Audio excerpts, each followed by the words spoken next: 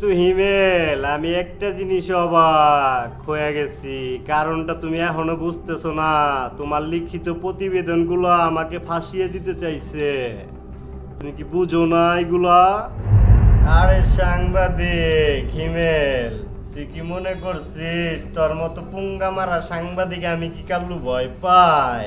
এটা মনে কইরা তুই ভুল মনে করছস।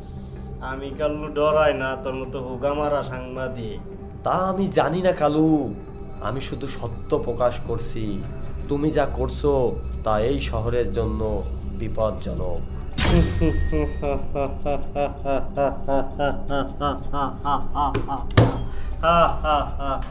হিমেল, তুমি যা বলছো ঠিকই, সত্য ঘটনায় লিখছো, কিন্তু তোমার এই লিখিত জন্য কি আমার কি তুমি কি মনে করো যে আমার কিছু হবে কি?